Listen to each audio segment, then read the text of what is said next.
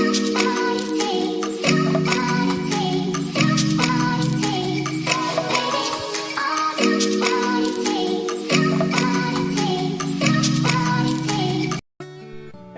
nama saya Sastri Tunggal Dewi, NIM 19921420110 dari Prodi Akuntansi S1 kelas A.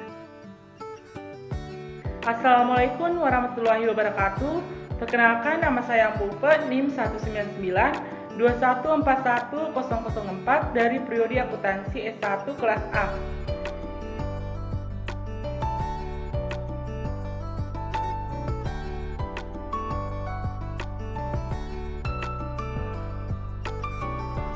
Visi dan misi perusahaan PT Garuda Indonesia. Visinya yaitu menghidupkan mitra usaha Garuda Indonesia. Dalam hal ini, GOS memberi pasar captive dengan membangun dan menciptakan hubungan yang harmonis dan selaras, serta memberikan nilai tambah untuk perusahaan menuju maskapai dengan standar layanan kelas dunia dengan konsep layanan online Garuda Indonesia Experience dan standar layanan online di seluruh customer touch point untuk meningkatkan tingkat kepuasan konsumen pada pelayanan online, tiket online, call center online yang diberikan oleh maskapai penerbangan yang ada di Indonesia. Selanjutnya itu misi PT Garuda Indonesia. Misinya yaitu membangun program penjualan untuk GOS (Garuda Online Sales Member) serta sebagai suatu nilai tambah. Pengembangan prosedur yang realistis dan mudah diterapkan standar operasinya. Pengembangan dari tim produktivitas kerja. One Team, One Spirit, One Goal. Menjangkau pasar melalui pengguna sarana internet. Pengembangan mekanisme dari proses kerja, meningkatkan pengetahuan dari tim. Selanjutnya yaitu sejarah perusahaan PT Garuda Indonesia. Pada 21 Desember 1949 dilaksanakan perundingan lanjutan dari hasil KMB antara pemerintah Indonesia dengan maskapai KLM mengenai berdirinya sebuah maskapai nasional. Anak perusahaan Garuda Indonesia adalah PT Aerowisata, PT Sabri Travel Network Indonesia, PT Garuda Maintenance Facility Aero Asia atau GMFAA, PT Aerosystems Indonesia (ASYST), PT Citylink Indonesia, PT Gapura Angkasa, dan Garuda Indonesia Holiday France. Pemasok dan layanan pada pelanggan. Tujuan utama Garuda Indonesia adalah kepuasan pelanggan, customer satisfaction. Dalam jangka waktu 2 tahun, Garuda telah menghidupkan kembali kebudayaan perusahaan, yaitu Higher Seat Charter, Improve One-Time Performance, menambah penghasilan dan profitabilitas, dan mengembangkan kepuasan pelanggan. Anak perusahaan Garuda juga menetapkan tujuan yang sejalan dengan perusahaan induknya, yaitu kepuasan pelanggan. Peranan sistem informasi. Teknologi sistem informasi merupakan komponen utama yang memberikan value added terhadap pelayanan jasa di samping cost reduction. Walaupun memang di awal pembangunan dan development di infrastruktur, SIM adalah investasi yang cukup mahal di awal pengembangan SIM. Perlu pengkajian yang dalam memilih jenis hardware maupun software yang sesuai dengan karakteristik perusahaan sehingga tidak salah dalam pengembangan selanjutnya. SIM transportasi udara telah mengalami berbagai kecenderungan perubahan aplikasi untuk meningkatkan efisiensi dan efektivitas dalam proses penjualan produk jasa. Selanjutnya, perspektif perusahaan PT Garuda Indonesia terhadap sistem informasi. Manajemen Garuda Indonesia melakukan kegiatan e-business terkait dengan rangkaian bisnis perusahaan. Bila kita identifikasi sesuai dengan arsitektur aplikasi e-business perusahaan, maka di sana kita akan melihat Garuda Indonesia memberikan kerangka kerja konseptual yang menghubungkan antara proses dan interface dari aplikasi e-business, yaitu mulai dari bagaimana customer relationship manajemen perusahaan, hubungan dengan pemasok seperti Pertamina dan Boeing sebagai pemasok bahan bakar dan pesawat, dengan procurement pada supply chain manajemen perusahaan, commerce pada partner relationship manajemen, human resource development system di Garuda Indonesia, dan enterprise resource planning sebagai kolaborator, dan keempat elektronisasi di sistem bisnis yang ada di Garuda. Pendekatan yang digunakan perusahaan PT Garuda terkait sistem informasi. Strategi corporate communication yang dilakukan oleh PT Garuda Indonesia dalam mempertahankan citra sebagai maskapai terbaik di Asia tahun 2013 sampai 2014 ialah dengan menjalankan tujuan perusahaan yang telah dibentuk. Selanjutnya, proses bisnis dan sistem informasi perusahaan PT Garuda Indonesia. Career dan succession planning kelompok proses bisnis digunakan untuk memaksimalkan utilitas karyawan terhadap perusahaan. Dengan menggunakan account preference and suitability karyawan dapat meningkatkan kepuasan kerja mereka. Personal development juga di-set untuk memastikan semua karyawan pada setiap area fungsional di dalam perusahaan selalu memenuhi standar yang diharuskan.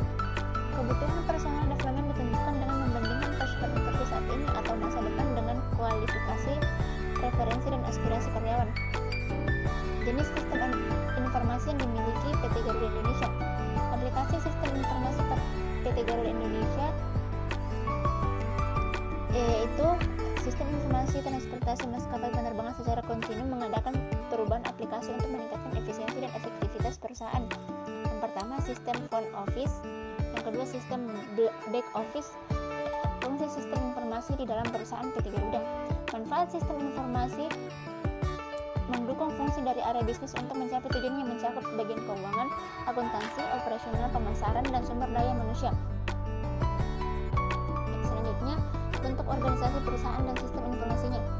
Fungsi-fungsi organisasi di PT Garuda Indonesia masing-masing bagian adalah sebagai berikut. Yang pertama, tugas dan wewenang Direktur Utama Garuda atau Chief Executive Officer. Yang kedua, Direktorat Strategi dan Umum. Cara perusahaan PT Garuda Indonesia menggunakan sistem informasi untuk mencapai keunggulan kompetitif. Posisi perusahaan Garuda dalam industri jasa penerbangan di Indonesia dapat diketahui dengan menggunakan analisis matriks Boston Consulting Group atau BCG. Ada dua hal yang penting dalam melakukan analisis BCG, yaitu posisi relatif market share di sumbu X dan market growth rate di sumbu Y. Selanjutnya, isu sosial dan etika yang dialami PT Garuda Indonesia. Yang pertama, kasus persekongkolan antara pelaku usaha atau meeting of minds untuk menyediakan diskon atau membuat keseragaman diskon dan kesepakatan menyediakan produk yang ditawarkan dengan harga murah di pasar. Yang selanjutnya, pada tahun 2019, Pak Big juga sempat dihebohkan dengan kasus penyelewengan jabatan oleh Adi Aksara, yang dimana selain melakukan praktik rangkap jabatan, Adi juga melakukan penyelundupan Harley Davidson dan sepeda Brompton. Yang ketiga, PT Garuda Indonesia juga mengalami kasus terkait laporan keuangan. Selanjutnya yaitu etika yang diterapkan perusahaan sebagai bagian dari masyarakat informasi. Dalam melakukan pelayanan, Garuda Indonesia juga selalu berusaha menjunjung tinggi prinsip etika bisnis yang dirumuskan dalam bentuk serangkaian bisnis etika dan tata nilai perusahaan yang dijadikan acuan dalam mengelola dan melaksanakan kegiatan bisnisnya yang berlaku untuk seluruh stakeholder. Selain itu, PT Garuda Indonesia juga menanamkan nilai sincerity pada perusahaan yang terdiri atas nilai sinergi, integrity, customer focus, dan juga agility. PT Garuda Indonesia juga telah menciptakan peraturan mengenai sanksi dan sistem pelaporan yang terarah dan jelas, salah satunya melalui sebuah sistem berbasis web yang disebut dengan istilah Whistleblowing System atau WBS. Selanjutnya, cara perusahaan PT Garuda Indonesia menggunakan sistem informasi untuk mencapai keunggulan kompetitif. Sejalan dengan pelaksanaan program transformasi perusahaan yang terus dilaksanakan, khususnya pengembangan di bidang informasi dan teknologi, PT Garuda Indonesia Tbk saat ini telah mengaplikasikan IT berbasis cloud computing dalam kegiatan pengelolaan perusahaan. Sebagai perusahaan global, penggunaan cloud computing merupakan keharusan bagi Garuda Indonesia saat ini, bila ditinjau dari volume bisnis supaya pengembangan perusahaan, serta untuk menjadikan kegiatan perusahaan lebih efisien namun berstandar global. Implementasi IT berbasis cloud computing ini juga bagian dari upaya perusahaan untuk meningkatkan layanannya, khususnya percepatan dan kemudahan layanan kepada para pengguna jasa. Selanjutnya, e-procurement dalam supply chain management sistem PT Garuda Indonesia Tbk. Dari sebuah hubungan e-bisnis yang dilakukan oleh Garuda Indonesia, transaksi B2B menghasilkan nilai bisnis yang paling tinggi. Maka Garuda Indonesia memutuskan untuk mengembangkan kinerja operasional dalam proses pembelian dengan menerapkan e-procurement system. E-procurement telah membantu Garuda Indonesia dalam menjalin kesepakatan kontrak, meningkatkan komunikasi dengan pemasok terkait dengan proses pembelian, dan juga membantu Garuda Indonesia dalam mengeliminasi eksternalitas yang bersifat negatif. Website Garuda Indonesia yaitu garudaindonesian.co menyediakan link ke Garuda Indonesia e-procurement. E-commerce dalam Partners Relationship Management PT Garuda Indonesia. Brand Garuda Indonesia mengembangkan dua jenis e-commerce yaitu business to business and business to consumer. B2B dilakukan Garuda dengan menyediakan corporate online dan agency online, sedangkan B2C dilakukan dengan personal online booking. Fitur e-commerce untuk brand Garuda Indonesia sangat lengkap bila dibandingkan dengan fitur e-commerce dari brand maskapai penerbangan lainnya. Garuda Indonesia menawarkan e-commerce terpadu yang disebut dengan 20i Customer Touchpoint yang memungkinkan calon atau penumpang Garuda Indonesia mengakses service online dari before flying sampai after arrival yang disediakan melalui web. Selanjutnya, mengorganisasikan data dalam lingkungan file tradisional. Sebuah sistem informasi yang efektif menyediakan informasi yang akurat, tepat waktu, dan relevan bagi penggunanya. Informasi yang akurat adalah bebas dari kesalahan, juga informasi dikomunikasikan dengan tepat waktu, maka dapat digunakan sebagai pengambilan keputusan sesuai kebutuhan pengguna. Informasi yang tepat waktu adalah tersedia bagi pembuat keputusan ketika diperlukan. Selanjutnya, pendekatan database untuk pengelolaan data. Teknologi database banyak menyelesaikan masalah pada organisasi yang menggunakan sistem file tradisional. Definisi yang lebih jelas mengenai database adalah sekumpulan data yang diorganisasikan untuk melayani berbagai aplikasi secara efisien dengan memusatkan data dan mengurangi penggandaan data, ketimbang menyimpan data pada file-file yang terpisah untuk setiap aplikasi. Selanjutnya, memanfaatkan database untuk meningkatkan kinerja bisnis dan pengambilan keputusan.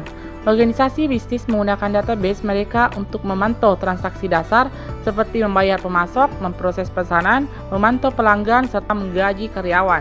Akan tetapi mereka juga membutuhkan database untuk menyediakan informasi guna menjalankan bisnisnya dengan lebih efisien, serta membantu manajer dan karyawan membuat keputusan yang lebih baik.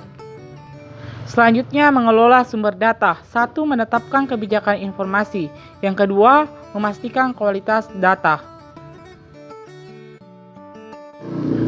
Selanjutnya, telekomunikasi dan jaringan yang dimanfaatkan perusahaan. Jaringan yang memadai membuat alat telekomunikasi menjadi salah satu penyebab maju atau tidaknya suatu perusahaan. Dalam perusahaan, kecanggihan alat telekomunikasi dan sistem berbasis jaringan sangat diperlukan. Selain kemudahan aksesnya oleh para karyawan, konsumen juga dimudahkan untuk mengakses layanan-layanan perusahaan jasa tanpa harus berlama-lama menunggu di kantor. Selanjutnya, kerentanan dan penyalahgunaan sistem perusahaan. Ancaman terbesar dan paling umum terhadap sistem informasi kontemporer bisa berasal dari sisi teknis, lingkungan, organisasi, dan bisa diperparah dengan keputusan manajemen yang buruk. Selanjutnya, nilai bisnis, keamanan, dan pengendalian pada perusahaan. Kebanyakan perusahaan memiliki aset informasi yang sangat penting untuk dilindungi, seperti informasi aset keuangan atau mengenai rahasia perdagangan, dan keengganan perusahaan menghabiskan anggarannya untuk keamanan karena dinilai tidak secara langsung berhubungan dengan pendapatan penjualan. Selanjutnya, strategi perusahaan membangun kerangka untuk pengamanan dan pengendalian. Penilaian risiko membantu menjawab pertanyaan tersebut dan menentukan perangkat pengendalian mana yang paling efektif dari segi biaya untuk melindungi aset perusahaan. Selanjutnya, teknologi dan sarana untuk melindungi sumber-sumber informasi perusahaan, manajemen, identitas, dan autentitas. Yang pertama yaitu firewall, yang kedua sistem deteksi gangguan, dan yang ketiga yaitu perangkat lunak, antivirus, dan anti-spyware.